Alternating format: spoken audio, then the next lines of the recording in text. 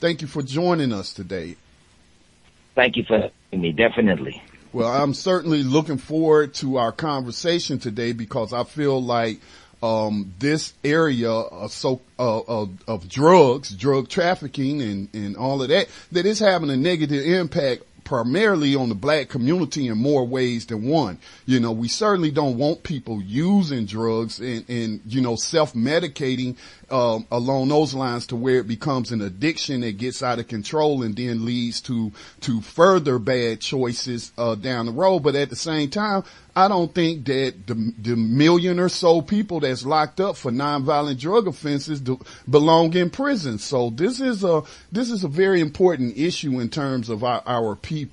So before we get started, would you give our listeners, those who may not have a chance to look at our program description for today, can you just give them a little bit of background information on yourself as much as you would like to share?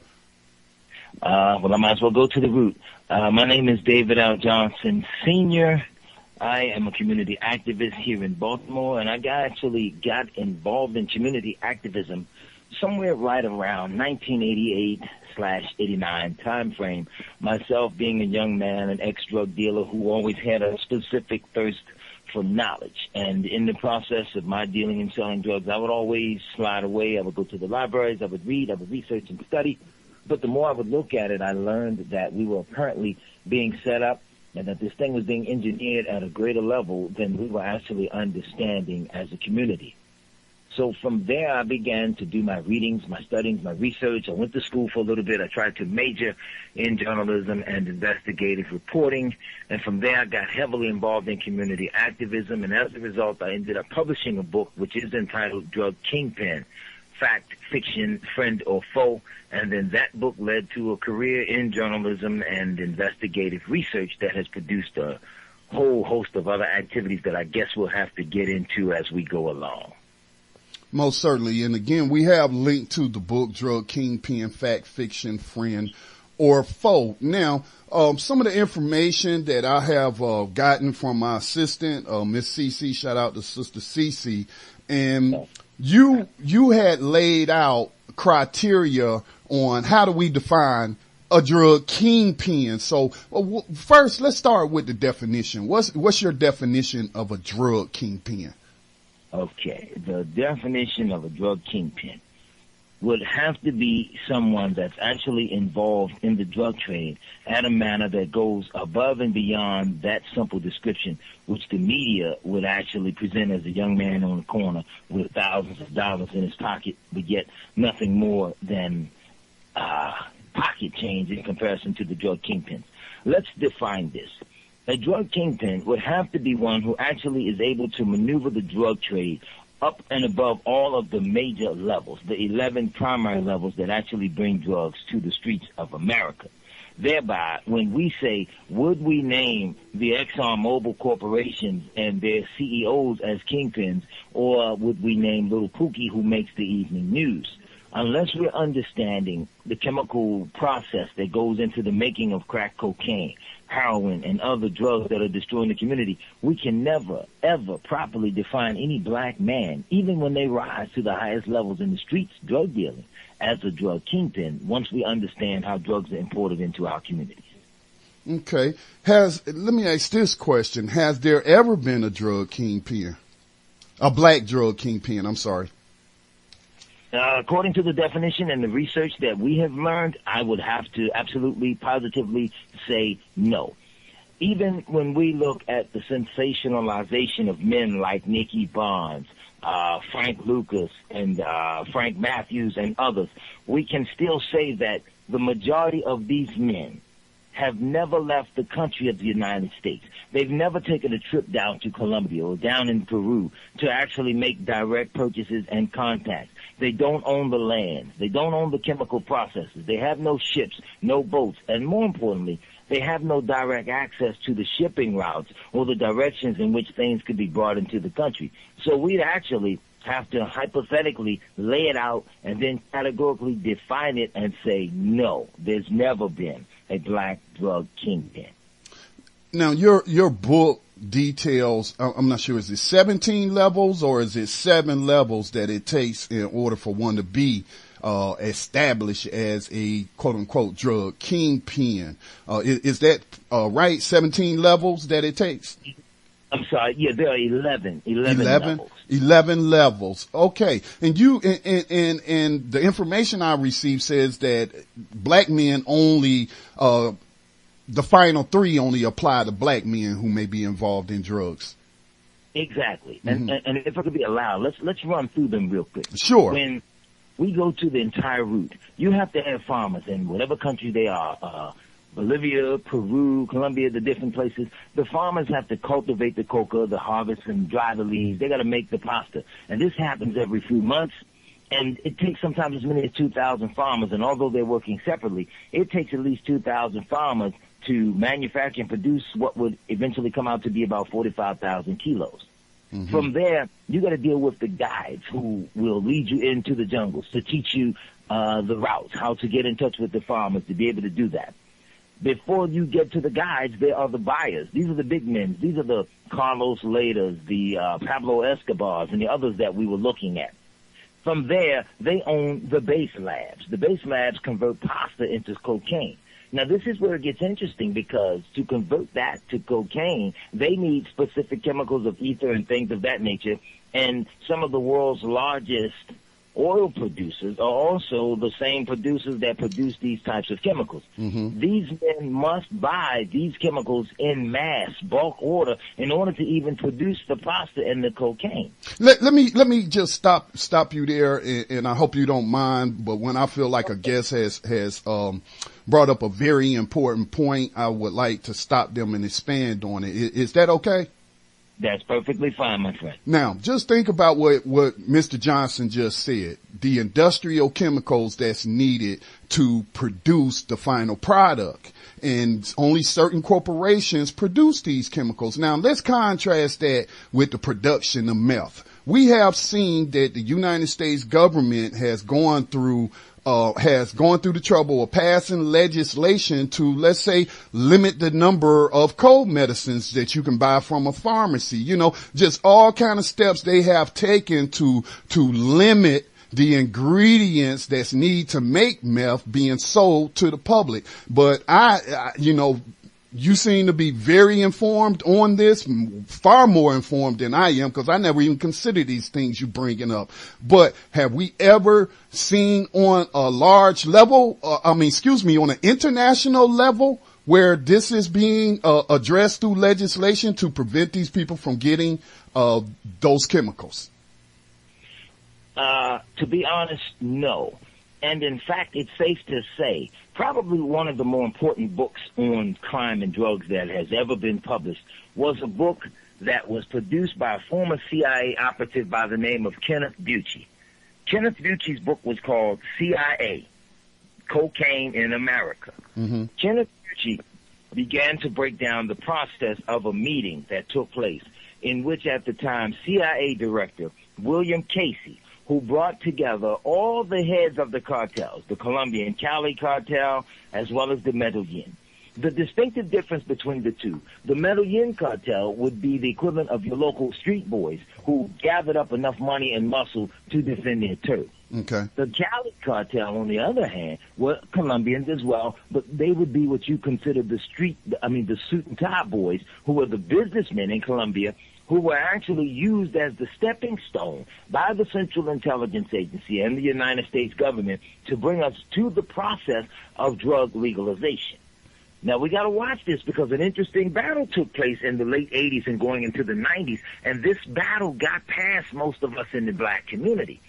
While they were building up and financing the Cali cartel, they were systematically destroying and dismantling the Medellin cartel so that they could make it more marketable when they started saying, let's do legalization. Since we can't stop it, we need to figure out how to control it. Let's medicate everybody. And then they began to enhance the levels of the approach that they took in the war on drugs by magnifying black-on-black street crime, making it appear as if it's out of hand. But the reality is the CIA was giving shipping routes, radar height standards in which to fly planes below the radar to get the cocaine into the United States. And this was what escalated the war on drugs in the late 80s going into the 90s.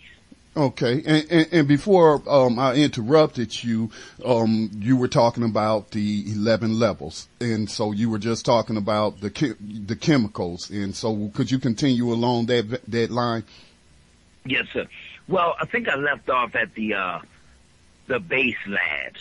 The base labs, yes. Approximately 1.25 kilos of pasta is needed to just in order to make 375 kilos of pasta, which produces a 300 kilo base.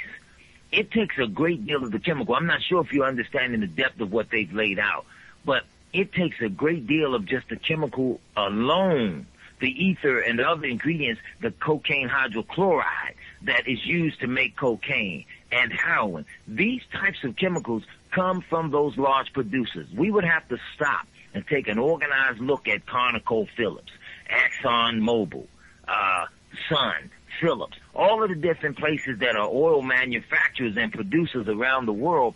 We must understand their need to have absolute control over the global oil supply, because the oil supply and the drug supply have an intricate connection. Now, remember, in the process of laying out these base labs, we haven't even left the jungles of Colombia yet. Right. So how can black men be kingpins? That's true. That's true. All right. So what's the next level? So then after the cocaine and the base and the pasta is put together, you now need crystal labs, just like we hear in the news about white folks making crystal meth in their labs. There is a process now that goes about the process of transferring all of this crystal into actual cocaine and or enough to produce 1,000 grams. This is a very intricately detailed process. From there, you have to get into and get set up with the smugglers who act as the muscle or the military division of the cartels that are protected by the CIA, so that when these labs produce the shipments, they arrange for its transportation into the United States. You can't do this without large cargo planes. You cannot do this without access to ships and shipping containers. All of these things come in the managing wholesale operations here in America, which explains why there must be such an intense level of scrutiny and security now on all of the ports in your local areas, especially within the United States. And again, we still haven't left the jungles of Colombia yet. Right. Let me interject just right quick, because, in the same way that I think, you were detailing the misdirection of making it seem like black people were the problem with this drug epidemic and they weren't, the ones that we're talking about now, the kingpins. But you just talked about the need for transportation, cargo planes, ships.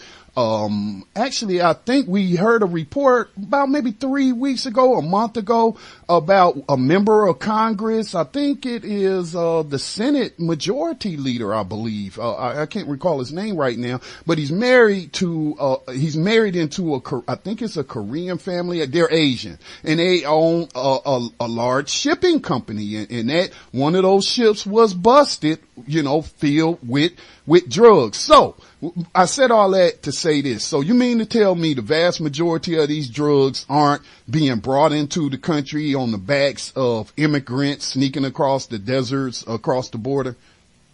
9 times out of 10, when those types of people are caught with those small quantities, 1 or 2 kilos of cocaine, okay, we have to acknowledge it's a great deal of money on the street level. Right. But it's pennies in comparison to a 53-foot cargo container stacked from bottom to top, filled with kilos of cocaine that just doesn't get touched, that makes it through customs, and then the various countries that can produce diplomatic immunity never had their cargoes searched by any means. It raises an eyebrow of suspicion beyond recognition.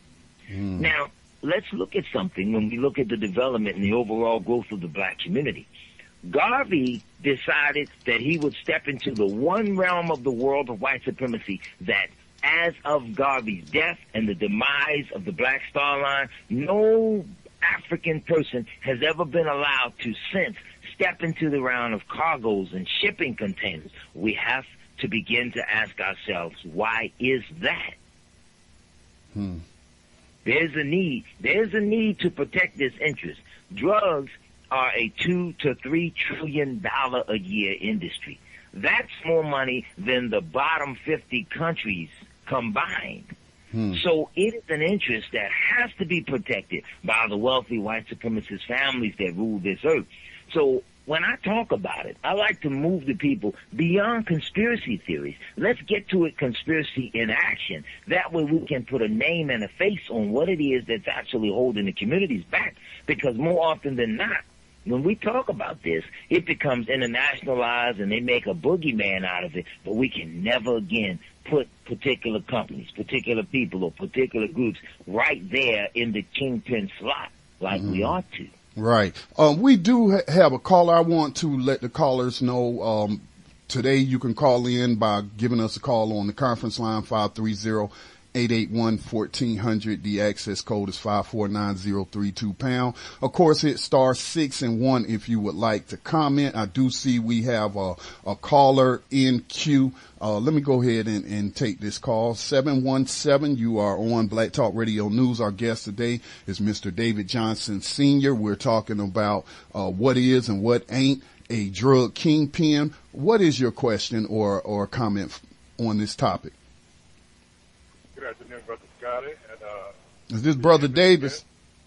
Absolutely. This is Brother Davis, caller from Wyoming. Brother, I'm going to tell you something. Your research is spot on. We knew from the Iran-Contra affair that the government was knee-deep in drugs. We just didn't know how deep. But we have to understand, we are in a cryogenic society. Everybody that's in a position of authority, from Wall Street on down, who can make money in this process, who is in it. And that eminent senator that you was talking about is Boehner. Boehner, thank you. Where literally they had a ship full, not just a few kilos, a ship full. So we have to understand that slavery has just been elevated to a supply and demand level at which finances now is based on how much greed you have, not how much need you have.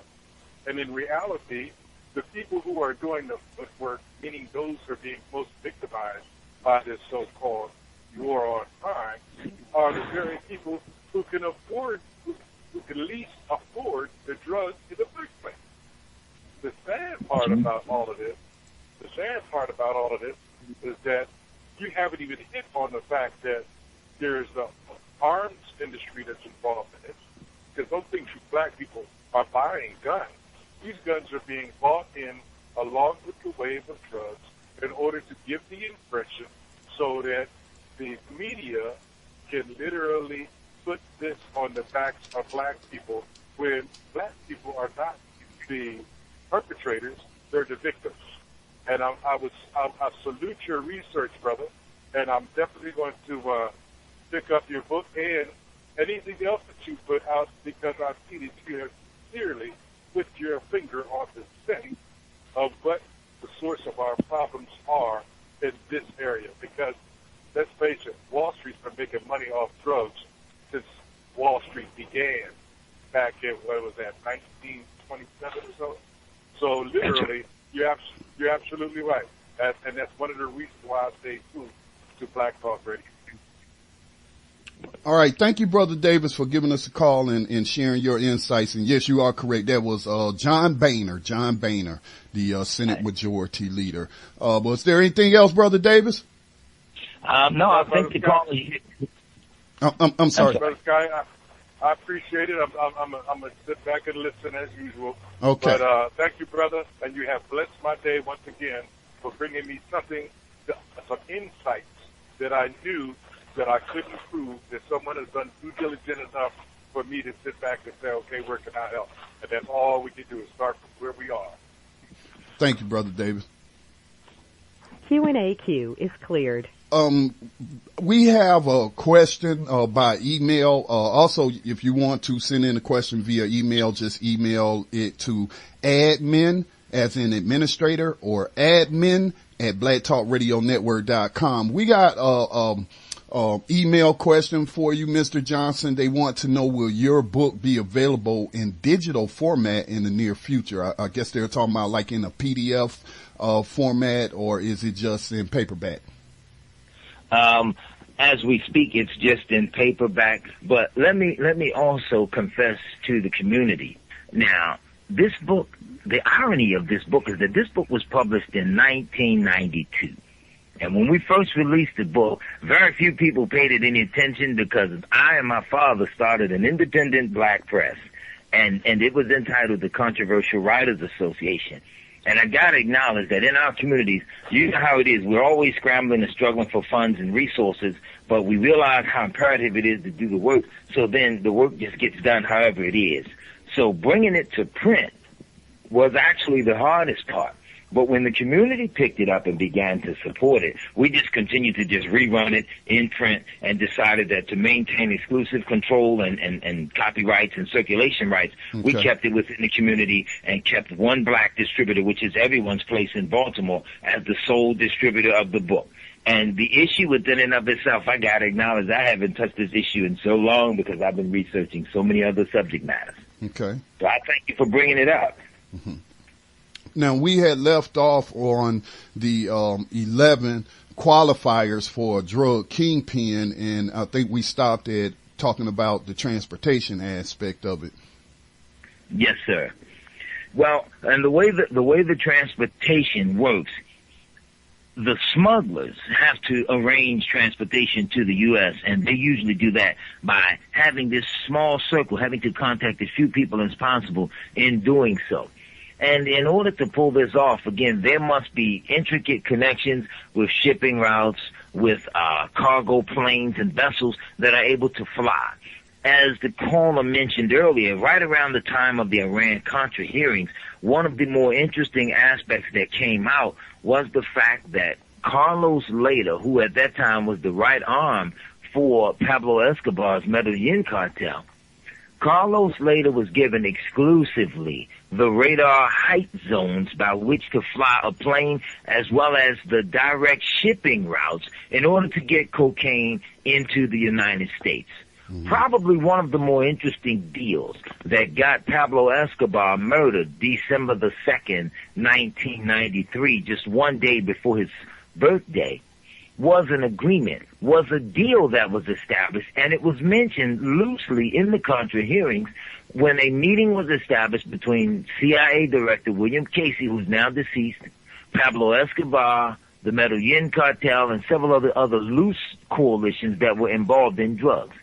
The Central Intelligence Agency requested that all of the cartels that were manufacturing and producing drugs allow them to confiscate 50% of every shipment that they sent into the United States in exchange for allowing them the right to confiscate 50% of it, to hold press conferences and look good on the evening news. The cartels would be allowed the right to let the remaining half go through and keep their fundings. Escobar told them to get up and go F yourselves, and he walked out of the meeting. And that was the initial meeting that sealed his fate. We must understand that at that time, that's when the giant influx of cocaine really hit the streets of America. Now let's bring it to 2015 or 2014.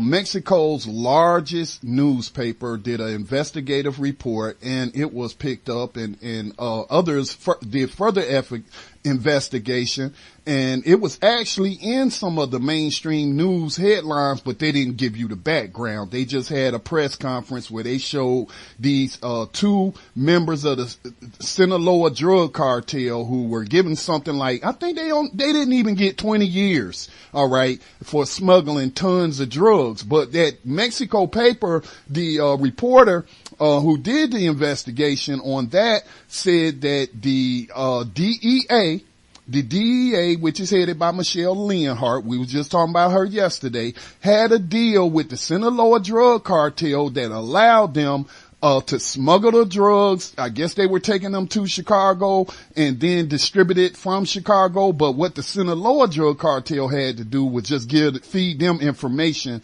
on their rivals so that they could, again, like you just stated, take these pictures of these drug busts and, money and guns and stuff and act like they really doing something. Were you aware of that report? Yes, sir. And I think the irony of it is that if we were to backtrack that type of report tends to emerge at least every 7 to 10 years. Mm-hmm. And it's interesting because, see, when we look at the timeline of that report, it backs us back at least 10 years, and we'll stop dead in the lap of Gary Webb, who busted out his report on the Contra hearings and began to deal with Blandon and all the other groups, which tie in a lot of the investigators, the research, and even the FBI as far as the East and West Coast drug rivalries that took place in America. If we were to track it back again a little further, we get into the timeline when Bobby Womack and others were singing about 110th Street, when Cotton Comes to Harlem, and all these other movies were coming out. So these same exposés keep popping up at least every 10, 15 years in advance of themselves, thus giving a report. Sometimes they're not even talking to us. They're giving reports to each other on the progress that they're making as certain things go down. Okay. All right, so let's continue on with the 11 qualifiers. Okay. As we move away from the smugglers, okay, we now get into the wholesalers. When you start dealing with the wholesalers, you're now dealing with immigrants, people who could possibly have been allowed the rights to come into the United States and other countries. Usually they're wealthy. Usually they're business owners, because they have to be on the other side of the tracks in order to receive the shipments of the drugs as they come across the border. So now when you start dealing with these wholesalers, you have to look at international businesses that deal and ship items heavily to and fro in what the United States labels as the drug-producing countries. It is very imperative that the community watch specific businesses that deal in items like that, because coming through customs, things that do get stopped, there are other things that are shipped by way of governments because, again, diplomatic immunity, these things are never searched. These things are never stopped. We'll say that if Boehner's boat was caught filled with cocaine, then that's a tip of the iceberg in comparison to what else has gotten through, and nothing was ever said about it. Right. Just that one ship, it could have been 100 ships for all we know. Yeah, they're only, getting a fraction of it. So, yeah. So the distributors, okay, you just talked about the distributors. And so, you mentioned Gary Webb. And so, he revealed to us Rick Ross, Freeway, Ricky Ross. So will he fall into that area as a distributor? Not yet. Okay. Ricky Ross, he's still way down the totem pole. Way down. Despite millions that he's earned, he was way down the totem pole. Okay. And one of the more interesting things that puts Ricky Ross way down the totem pole is when we watch his telling of his own story and his own tale. And the depth of his biography was how he actually stumbled across his own connect by complete and utter accident. Which means he stumbled across major wholesalers who then had to introduce him to someone that was a level above them, which was the major distributors, who usually buy multiple kilo shipments and then sell them as singular or as smaller group kilo shipments to dealers such as Rick Ross. Okay. And it's at this level where specific cuts begin to be introduced into the drug trade. It lessens the quality and the purification of some of these things so that by the time it hits the street, now the people that are in the final stages of it begin to try to stretch things so that they too can even make a larger percentage of a profit for themselves. Okay.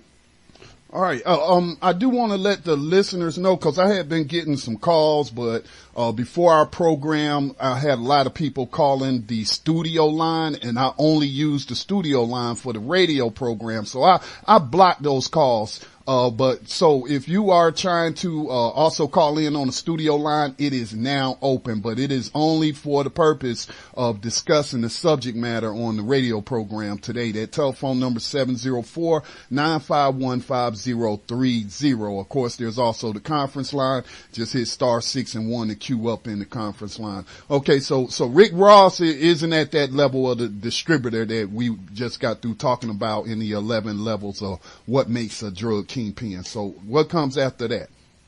Okay, after the major distributors, now comes your street dealers.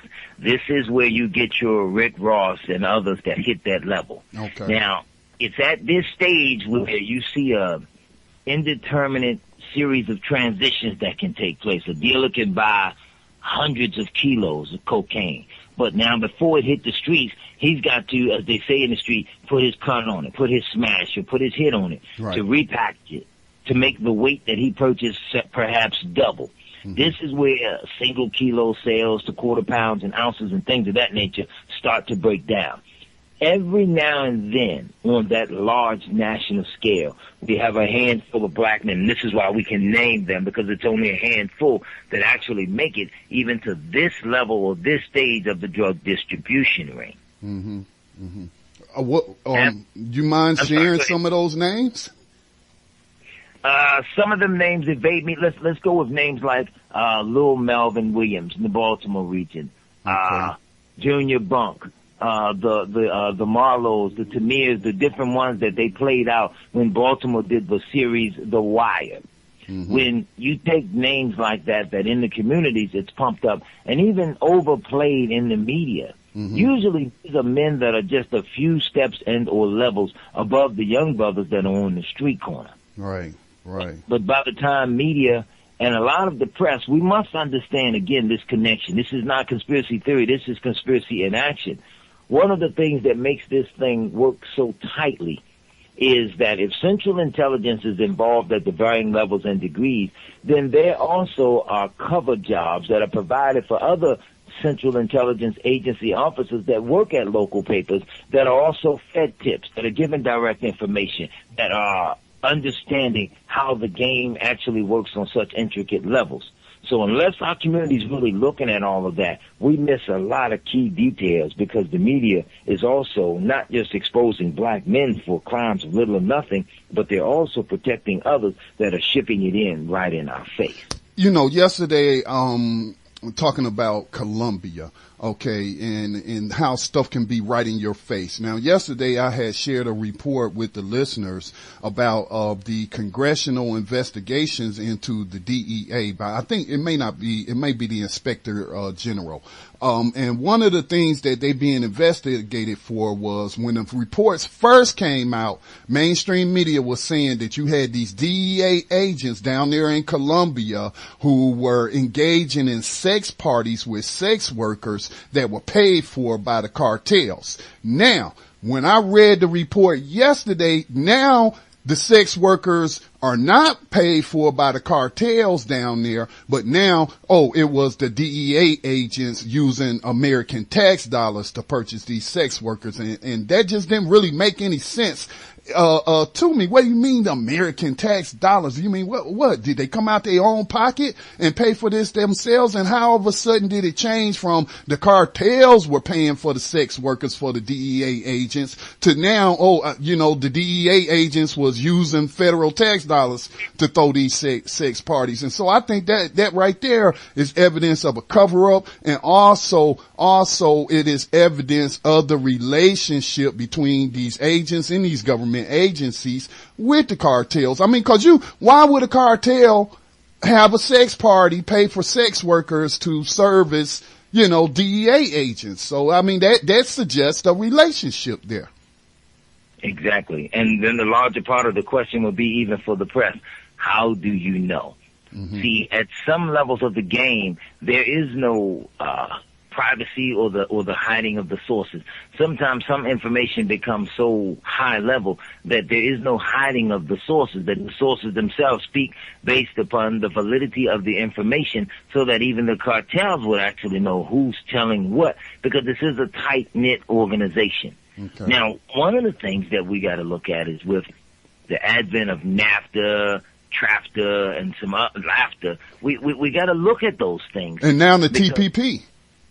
That's right. Mm-hmm. Because see, when we look at those things, we got to understand that these things opened up that super highway that runs all the way from Latin America on up into Canada.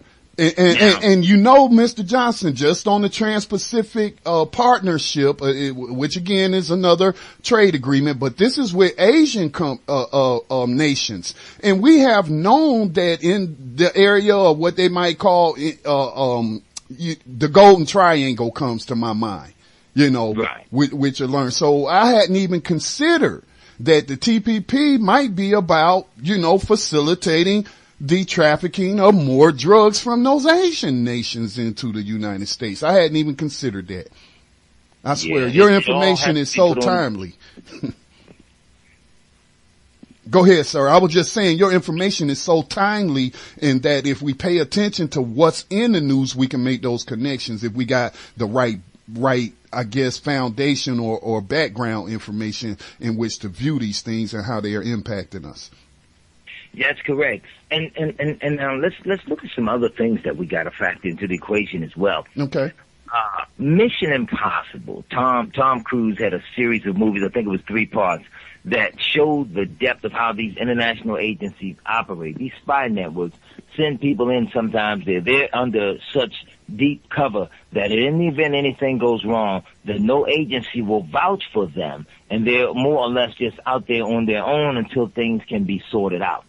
Well, we would have to take the validity of that and look at it quite extensively, because these news media reports, these coverages, these intricately detailed connections that always throw the community a fish, we have to understand, even some of these agents, when they're under such deep cover, they can't come in out of the cold to file a report or to have an assessment of their work presented to them. So, again, sometimes some of the news stories as they break, though they're read by us and picked up, it's so heavily encoded and that they're not even talking to us. They're talking to one another about the state of affairs of a particular project that's read in code.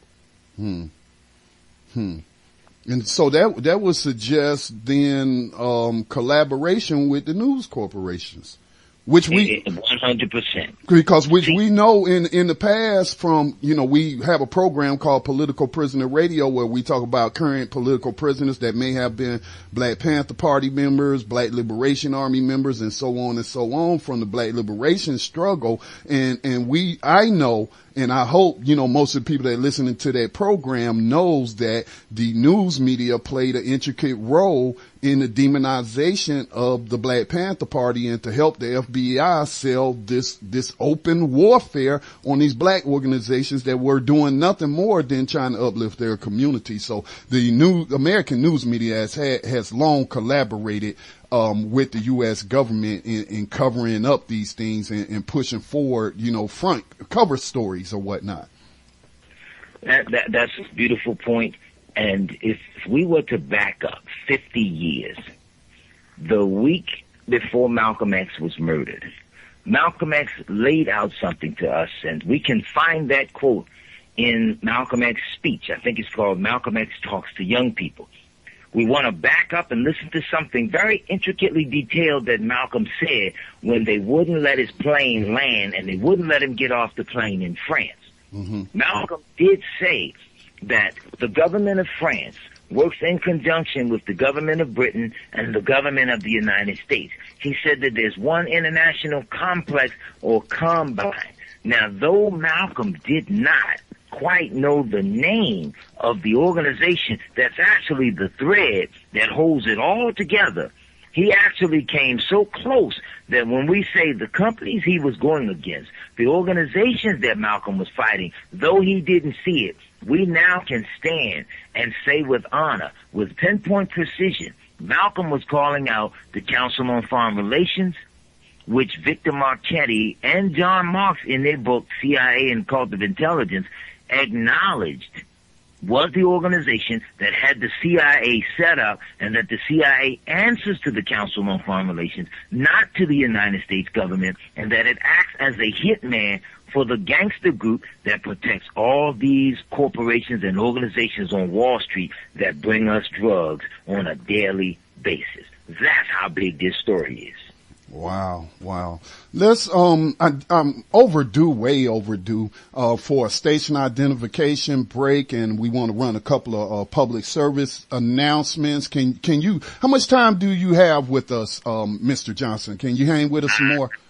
Yes, sir, I can hang. I allotted the time just for you. All right. Thank you. Thank you. Again, if you have any questions, comments, or observations, you can give us a call at 530-881-1400. The access code is 549032#. Hit *6 and 1 to come in on air.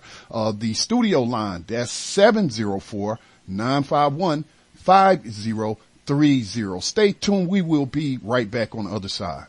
The Honorable Elijah Muhammad has stopped us from stealing, and we did steal. He stopped us from gambling, he stopped us from cheating, and he stopped us from lying. Stealing runs rampant in Harlem. Gambling runs rampant in Harlem.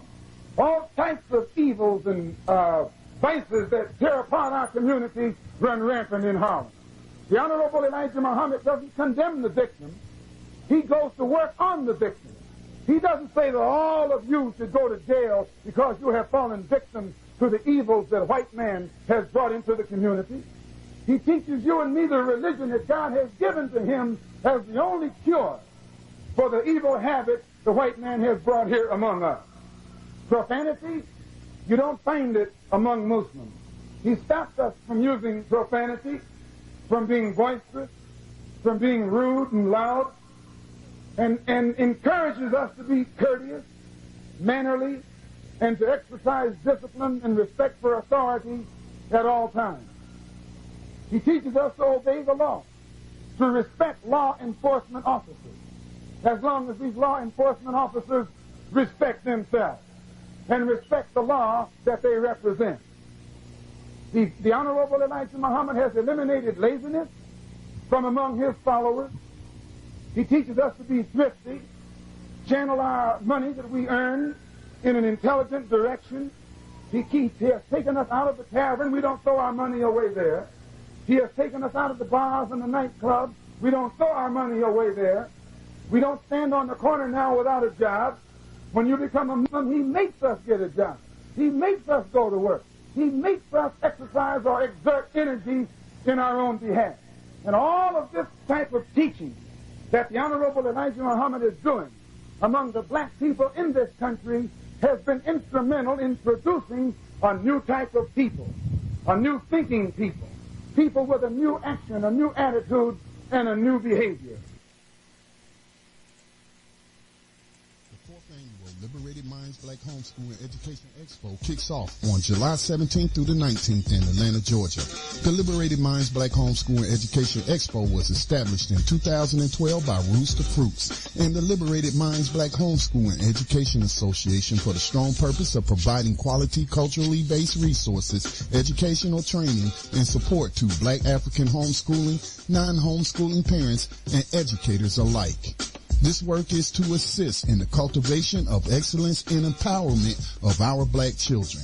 The Expo also provides a thriving outlet and platform for small black independent businesses that specialize in retailing and or creating culturally conscious products and or services for the development of our youth. For more information on the Liberated Minds Black Homeschool and Education Expo that will be occurring during the 18th through the 19th in Atlanta, go to liberatedmindsexpo.com. You are tuned in to the Black Talk Radio Network. For live programming schedules, visit us on the web at blacktalkradionetwork.com. And welcome back. Again, you're listening to Black Talk Radio News. We broadcast every Monday through Friday at 4 o'clock p.m. Eastern Time. Kingpin, fact, fiction, friend, or foe.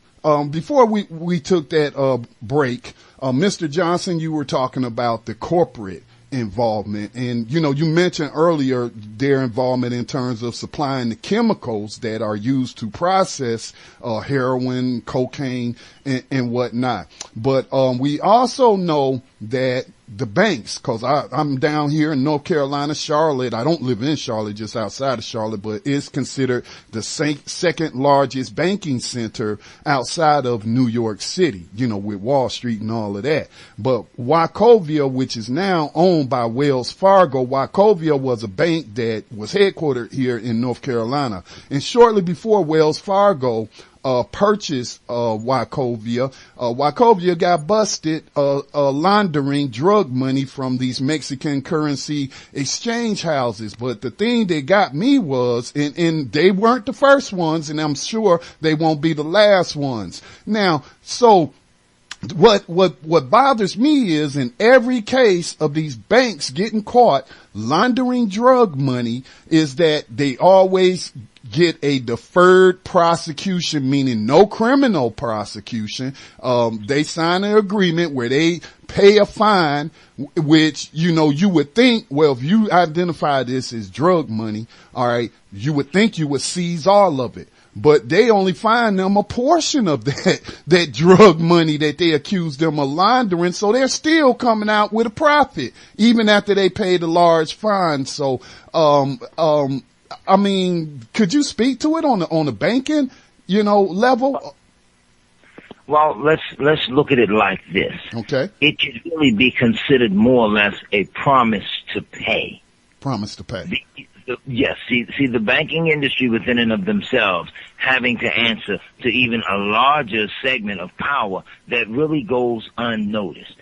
So these men are needed. Banking is a very sophisticated skill set. Okay. That's required to move monies around, and based on just small percentages, moving a zero or digit here or there can make a world between life and death between one whose money comes up missing and or one who keeps the books right and exact.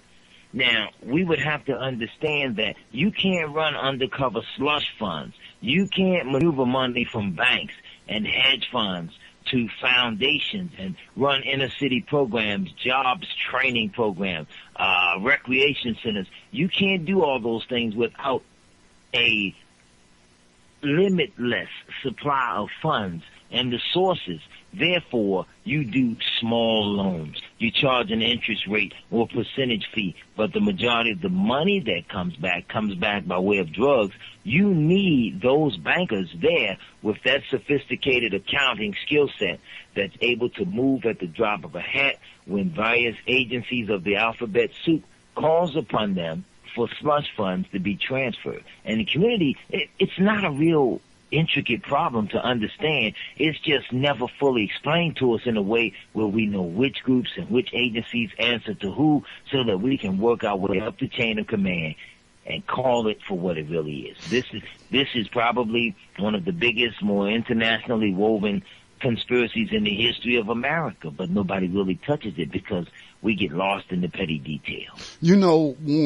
Just listening to you speak on that and pondering the question further in my mind, I'm thinking, like you were saying, how Pablo Escobar didn't want to go along with, giving up 50% of his product just to give the appearances to the American public that the U.S. government is making headway in this quote unquote war on drugs. I wonder if they have similar agreements in place with these bankers to where, every so many years we're going to come in and we're going to charge you with flaunting the banking laws and nobody, don't worry though, nobody's going to go to jail. You ain't got to worry about that. But you just going to have to pay a fine to the U.S. Treasury. Do you think that it's possible such as this, that they are actually, doing something? We know so, and we can refer to the community to a lot of the public records. There is a book, God's Banker, A History of Money and Power at the Vatican. If it's being done there at the Vatican, many of the people remember world-famous banker Edmund Safra, who ran into a safe room in a house that was supposedly burning, as opposed to running out, because he thought that somebody was going to get him, whereas some drug money had come up missing. So when we look at the murder of people highly connected with the Vatican's money, when we look at the Italian banking money, when we look at the local Bank of America, when we look at Penny Bowles, the Bank of New York Mellon, sometimes these same conspiracies emerge where these CEOs or these wealthy corporate execs are murdered, sometimes even in their homes under some of the most dubious circumstances. It's because monies and other things have oftentimes come up missing. So, yes, my dear brother, you are onto something quite heavy there with that assessment. Yeah, I mean, I just really thought about it, like the information you shared, because I had never heard that about them having, that's why Pablo was killed, is because, and it makes perfect sense. It makes perfect sense, but I'm keep thinking, what kind of message does it send? What kind of deterrent is it for bankers to stop laundering drug money? If they never go to jail and never even have to resign their jobs, and they just paying a portion of the profits that they've made from this drug, laundering this drug money. So, man, you're just really making me think, thank you so much for writing this book and coming on and sharing the information that you're sharing today. Yes, sir. But now let's be clear. There's not supposed to be an incentive to not launder the money. If the whole system within and of itself is corrupt, to not launder the money would be equivalent to Walmart not opening the doors to let the customers in. So that to exist inside of the last 50 years or better, the lines of credit, all these things have been tightened in a way now that gives means and access just for the purpose of laundering funds. So there's no incentive there, because when you make the rules and you are able to come to the table as a ruled or rule specifying player, there's no incentive. There's no need to worry about anything, because if it all comes down, just a simple slap on the wrist, you'll be back on the street in 6 weeks. And other than, was there any other involvement by corporations other than, what you talked about in them making these chemicals that's needed to process the drugs? What other corporations? Cause I think in the information that was sent to me by Sister Cece, it mentioned like even a Ford Motor Credit, company. And then, what's another one? I remember hearing about during Vietnam, my father was telling me that it was a tire company. What was the name of that tire company? That would probably be Goodyear. Goodyear was involved in a lot of the smuggling, as well. So today, outside of the chemical production by the petroleum companies, what other corporations, and we just talked about the banks, what other corporations might be benefiting and players in the drug trade, the international drug trade? We would have to look at Coca-Cola. Coca-Cola. We want to look at Coca-Cola for the simplicity of Coca-Cola's patent that it even held on an RFID device that went along the bottom of the barrels of the containers that was used to ship ether in and out. This was an excellent way of tracking where the barrels, the 55-gallon drums, would go when they were shipped into places like Colombia or in some of the most remote parts of the jungles, that companies like that were heavily invested in that. Moody's Corporation, who sometimes groups like that, they have to be the bond writers. MetLife, McGraw-Hill Financial.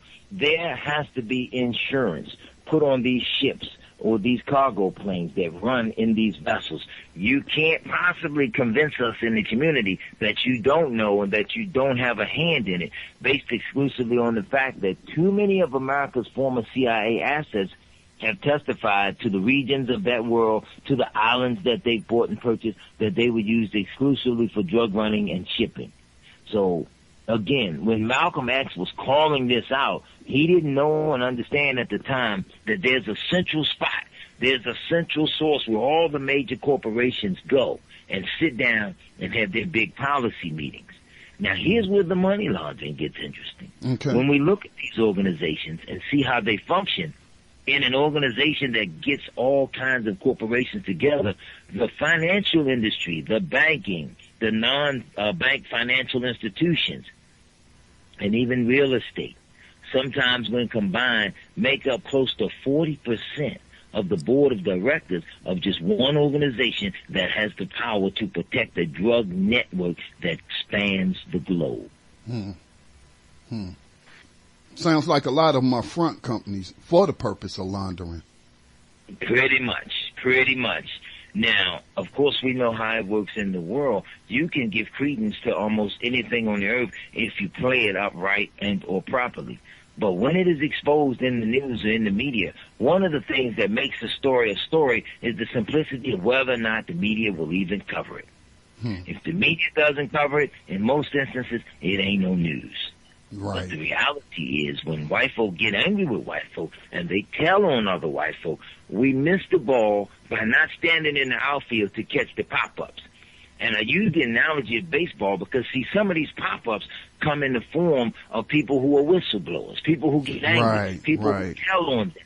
And they write and publish these tell-all books that more often than not, we say, well, that's just white supremacy. White men are just lying. Well, sometimes white folks are not always lying just for sake of deceiving. Sometimes white folks are telling the truth because they get sick of what other white folks have done on a larger scale. They fall out with each other. Yes. And this is where good investigative reporting comes in the heart of the black community so that we can step up to the plate and educate our people and in some instances stave off or stop some of the destruction that appears to continuously be self-inflicted.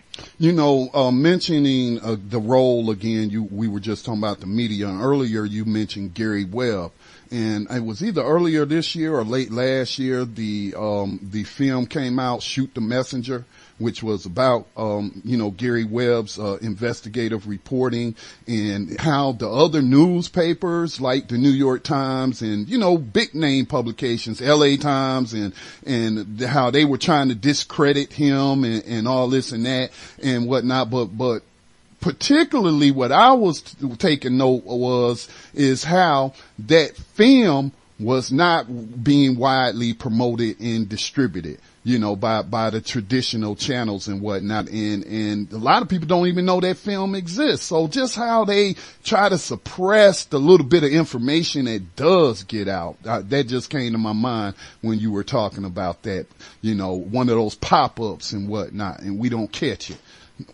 That's right.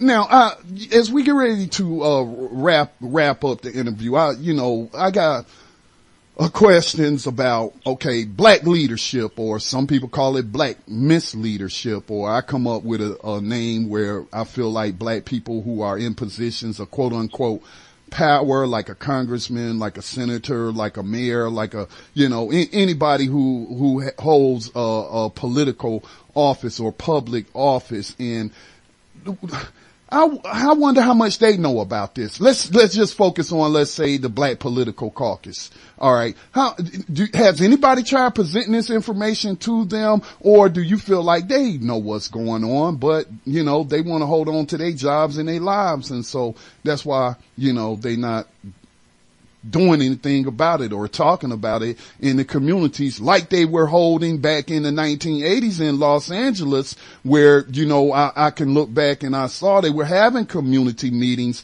with officials on the crack cocaine epidemic that, was hitting LA particularly hard. So what do you think the level of involvement or level of knowledge of these black, quote unquote political leaders is on this topic we're discussing today? Their understanding of that would have to be absolutely 100%. And we need look no further than the Iran-Contra hearings. We've got to remember one scenario in which an individual stepped forward to begin a discussion on something in which the hand was placed over the mic, that was a very sensitive piece, and that it touched on a deeply detailed part of national security that they did not wish to bring up and have mentioned in the public hearings. That point can be used to understand this is the ignition switch in pulling the lid off of the war on drugs. This was the ignition switch that led us up some few years later to the emergence of the 9/11 event or 9/11 event, in which we now have been brought the USA Patriot Act, parts 1 and 2, which lead us into different phases. Here in Baltimore, we did a series of lectures on that, laying out, beyond conspiracy, just laying out the political facts. There is a movement towards a new world order. The essence of the order is that the world is to be run by just a few, just an elite, all the others are servants. And what we have done is categorized it in a way that we dealt with the black political leaders, the black businesses, and the black churches in the final phase of the New World Order.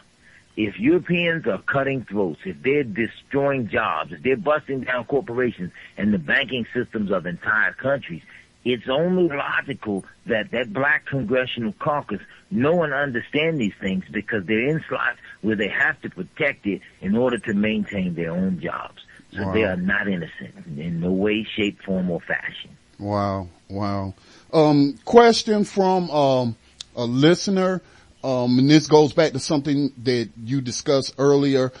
The question is, did the illusion of the black drug kingpin exist before the 80s and the 90s? You were speaking earlier about, when that crack cocaine epidemic kind of blew up, how the media gave the appearance and the perception to the public that, oh, this is just a problem in the black community. These black people is the problem. They the ones that's behind all this, and that's why we got to be tough on crime and put them into slavery, for a lifetime. So did this illusion of a black drug kingpin exist before the 80s and 90s is the listener's question. That's a very excellent question, and we can go back to Hollywood. We can connect Hollywood and the media together as one unit. We got to remember those old black exploitation movies, Superfly, Freddy's Dead, and others, because it was these community movies that were building the imagery of what was supposed to be the emergence at a later date and time of a kingpin. And what we really have to remember is that these movies were emerging in the late 60s, going into the 70s. And sometimes we have to understand how white warfare is waged against us. They will take a 10, 20, 30-year process to build up, to bring you to a particular point of what we call vulnerable suggestibility, meaning we've been showing you the graphic imagery of a particular idea for a while until it's deeply embedded in the minds of all of you, so that when we suggest that this is what it is, you are vulnerable, and now we can suggest it to you, and you'll say, oh, yeah, that is the truth. So that's where the imagery started. It started as they were bringing brothers back from the Vietnam War, and they were hooking us on drugs, and they were showing us these movies. Next thing you know, by the 80s, we were going into it heavily. Crack cocaine hit around 83, 84. All hell broke loose. But brothers were getting bigger cars, bigger houses, sweatsuits, gold chains. There was a connection between the rap world and the drug underworld. And then it went from the drug and underworld into the record industry. And then the thing just kept moving up the chain. But the drug ghost, or the drug demon, never stopped pursuing the black community's image. This even goes back further than the 60s, when I think about things like Reefer Madness, films like that. And at that time, how they were talking about, these white women going in and hanging out with these black, jazz musicians, and they getting hooked on this reefer and all this and that. And so I guess, you are right as I think back and remember some of the things that I have read in my research and my study in terms of media's role in promoting the quote unquote drug war. So yeah. So the answer to the question is yes, right? Yes, sir. Wow. One thing that brought up, again, I like to also, when we do get information from the mainstream media or any other media sources, doesn't have to just be the corporate media. When you were talking about, the Patriot Act and things that sprang up after 9/11. And so we've been hearing reports like about, the NSA, massive spying, that Eric Snowden, was the whistleblower on that. And then, we started getting all this other information. And one of the things that the NSA was doing was feeding, some of this illegally, obtained information and feeding it to the DEA. And the DEA was then feeding it to local police departments to go and arrest low level street dealers, the boys on the corner or just the ones that may be, a street level distributor or something like that. And they were even teaching them, the prosecutors on the local level, how to lie about how they obtained that information. Because I also think that there's another component to the drug war besides the profit motive, even though profit is the motive for 21st century slavery and human trafficking. But we can't ignore the estimated 70% of people on these new age prison plantations are nonviolent so-called drug offenders. And a lot of this illegal spying and stuff, again, you know, it is being directed to destroy the black community, destroy black families, and make them look like they're the problem. While we know that they're ignoring, you know, most of the low-level drug activity in the white communities, like, you know, where I live. Right. And you know, dear brother, to add one point to that, our communities would have to understand their modicum of justification for the incarceration of nonviolent drug offenders is as plain as the nose on our face. These same corporations that we're accusing of being heavily involved or heavy-handedly involved in the illegal drug trade have other aspects or divisions that profit from the corrections industry. Right. Because you see, now that you've privatized the corporations, a brother can't go and get a job at Microsoft and earn $25 to $30 an hour. But if he's doing a 5 to 10 year stretch in the prison in San Quentin, he can sit in his cell all day and shrink wrap packages of Windows 2000 for $2 a day. So when we look at Victoria's Secret, Jostens, Walmart, Targets. I'm sorry, go ahead. I said Walmart, Targets. That's right. I mean, just so many of them. I'm Unicor. Now, think about this, people, and I've talked about this before. Unicor is a private corporation, but it doesn't have shareholders. It has one owner. Guess who that owner is? The federal government, right?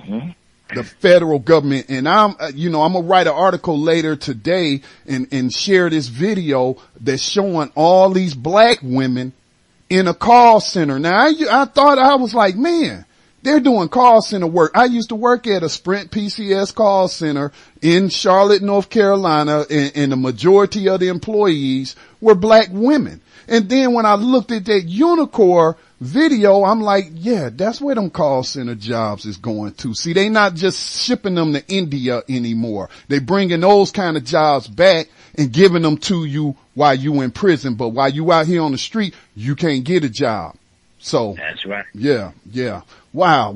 I really enjoy this interview with you. I am going to make sure that I get the book, Drug Kingpin, Fact, Fiction, Friend or Foe. Is there anything else that we didn't touch upon that you would like to share with the listeners? And also, tell them again how they can get the book. They can get the book. They can call exclusively to the Baltimore branch. He's the exclusive supplier. The store is Everyone's Place.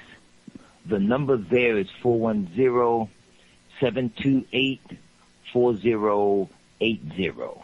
Again, that's 410-728-4080. The book is Drug Kingpin, Fact, Fiction, Friend or Foe. And they do mail order. They ship that out, and brother will handle it for you as best he can. Brother David, I remember my one question. I forgot. Yes, sir, go right ahead. Yeah. Now, we talked about the problem. What is the solution for our communities that's being preyed upon?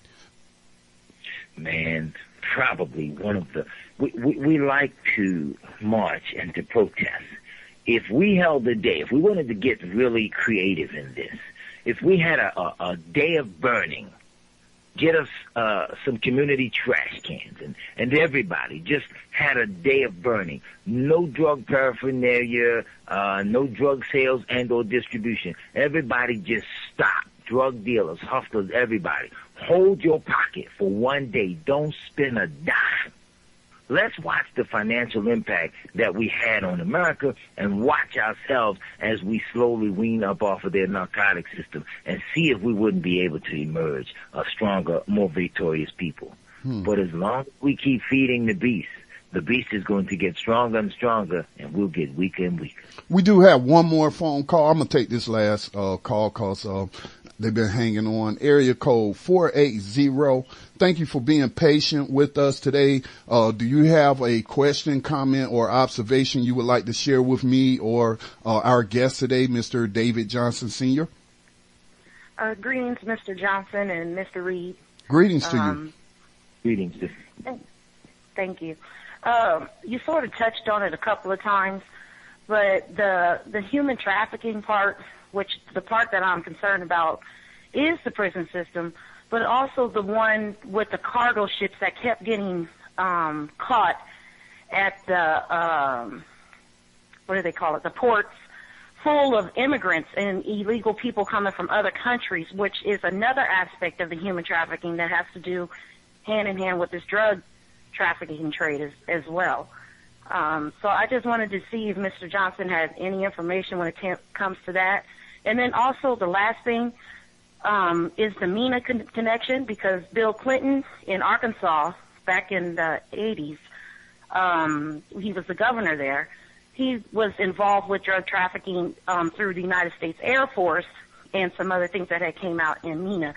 So can you please comment on the Clinton connection to this, as well as the human trafficking, as in sex slavery, child slavery, human part organs being harvested and sent in on these cargo planes and private jets and things that are also smuggling in drugs into the communities and taking human lives not only into the prison system but into operating rooms, taking their organs and shipping them off as well. And if you know of anything that has to do with that in your research. Thank you. Yes. Well, let's do this. Let's take the series of questions. Let's take them from the back and work our way forward. Okay. What we can't forget is that 3 drug dealers in the early 80s and 90s stood up and ran for the office of president. Now let's set the record straight on this. Bill Clinton was the governor in Arkansas at that time, and it was in Mena, Arkansas, where the underground bunkers were that was storing and or housing the crack cocaine, or the kilos, that were to be used to be shipped around the nation.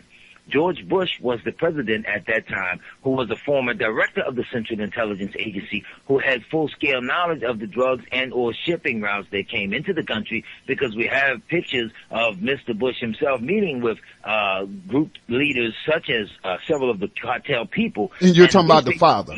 You're talking about, just for clarification, you're talking about President George H.W. Bush, who was Reagan's vice president and then had one term. Right. Okay. Now, we got to link them in, because remember, the 3 of them stood up at the same time to run for president. H. Ross Perot, Bill Clinton, and George Herbert Walker Bush. Now, we got to remember that Ross Perot was also the owner of a private corporate army. And we cannot overrule the fact that public records show that those armies supported and guarded the ships that brought those shipments in as they were caught and were taken to that underground base, because it was Barry Seal that named those names of those people that were involved. Now, all that's a part of the public record. Here's where the story gets interesting as far as the human trafficking is concerned. Again, when Malcolm, who could not identify the Council on Foreign Relations, laid out what sets the tone for all public policy in the United States as far as foreign policy is concerned, I would suggest to the listener to go back to the local libraries in your area. Foreign Affairs magazine. You don't have to go back but 3 years, and it's a total of about 18 issues to find a series of articles that the Council on Foreign Relations ran about how and why they were going to let illegal immigrants into the country. The illegals that were coming in, that were being documented, wasn't the key part of the source problem. The key part was those who were, again, being brought in the human trafficking aspect, that also were used as the mules to bring drugs in across the line.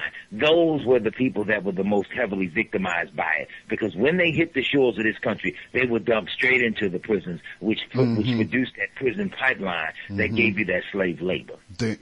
Man, thank you. Thank you for bringing that up, because, you know, it's important. As we have on this station over the past couple of days been talking about immigration and whether or not it's harming the black community. And I take the position that these people are victims.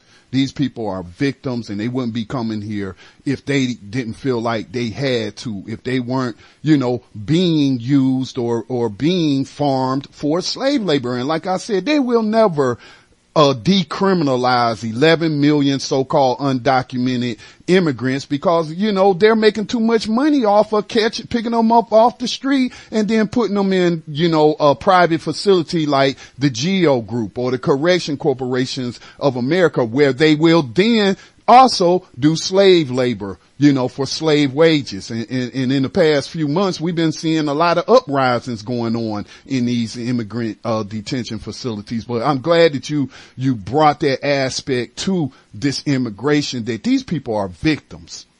Yes, they are. And one of the things that the American public has to really look at, everybody across the board, black and white, if we were to go back in the late 60s going into the 70s, people had the jobs. They could walk out of their front door, go a few blocks from their home, work, and could send their children to college and retire safely on that salary. Then those Mexican, Latin American countries, they had very cheap labor. Companies were shipping, they moved, they transferred themselves into those countries, and those people labored for 25 to 50 cents an hour, whereas we made $15 and $20 an hour here. Simultaneously, they began to bust and scale down wages in America so that people couldn't make it on $15 and $20 an hour, and the employers wanted to then pay you $10 and $20 an hour. So the next phase was to now bring those jobs back to the U.S., make them highly skilled jobs, slightly increase the wages, and then allow what they kept calling illegal immigrants. So now he could come across the border where he was making 50 cents an hour, and he could get that job that you made $25 an hour. He'd now get it and earn $5, which put him in heaven psychologically, because $5 is a great deal above 50 cents an hour. And this is how they play all the people in America off against each other. And like was pointed out, we're all the primary victims of human trafficking in modern day slavery. Wow. Sister, did he satisfactorily answer your questions? Yes, Mr.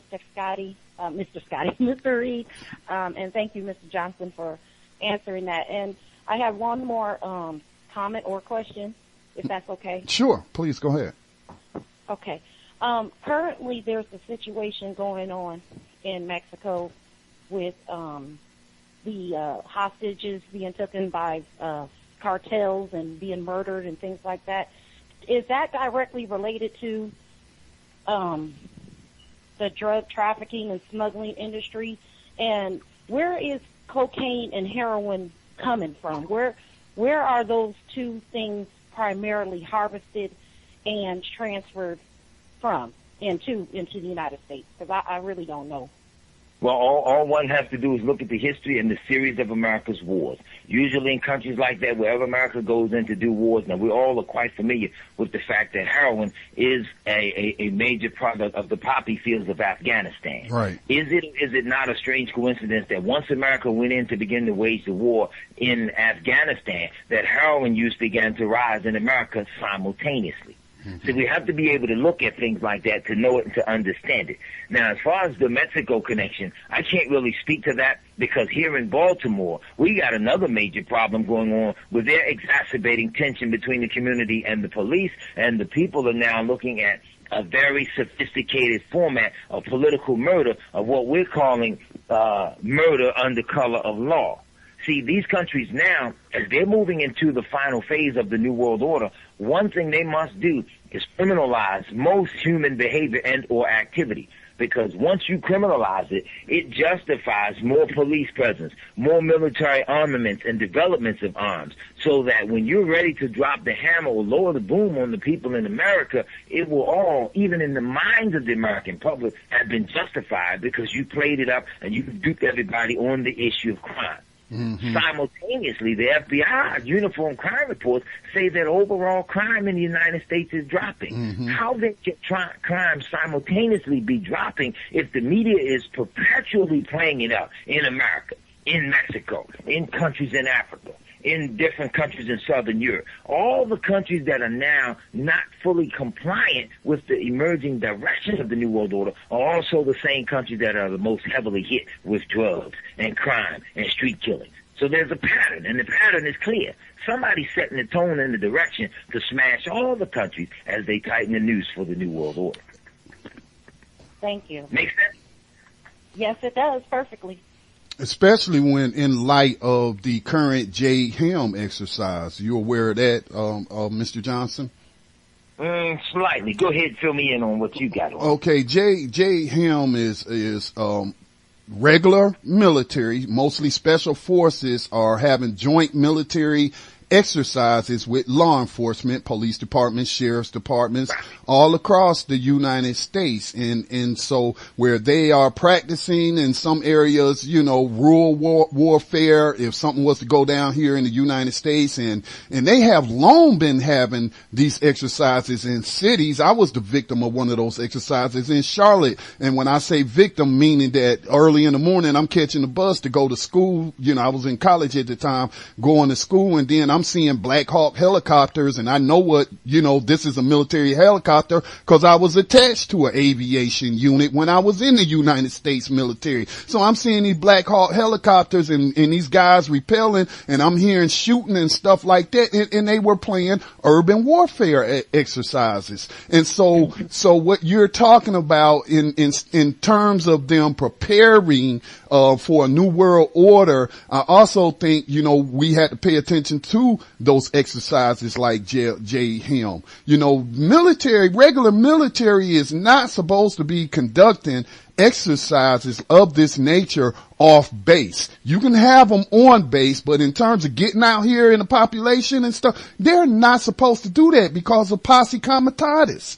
And so at the same time, this also prepares the public. It prepares the public for the presence of military troops on the ground, boots on the ground. That's why you see, like during Ferguson and other uprisings throughout the United States, we saw a lot of these people in what? Military gear. We couldn't tell the difference between if you're military or whether you're supposed to be a civilian police department, because you look the same. The equipment is the same. And so, I'm just saying that people need to pay attention. And I think this Jade Helm exercise that's going on kind of plays, they're practicing for what you were just talking about. That's right. Does that make sense? Absolutely, my dear friend. Absolutely.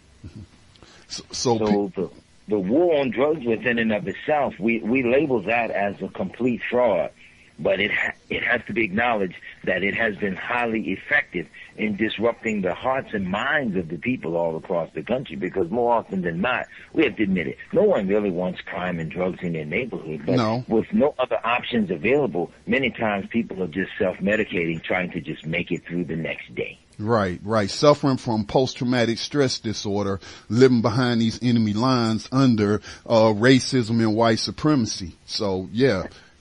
And then there's that economic component. There's a reason why, there are no jobs primarily where black people live. There's a reason for that. They want us to get out here on these corners and sell drugs so they can just, snatch us up and put us into modern slavery. That's my opinion on it.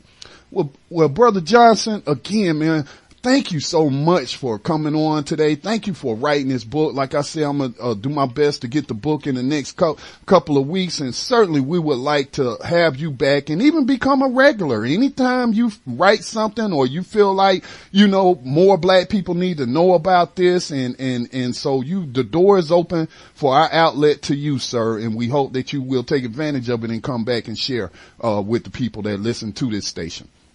I certainly will, and I thank you for having me as well. And you make certain that you keep in touch with me, my dear friend. I will do that. You have a good day, sir. Yes, sir. Thank you once again for having me. Peace to you.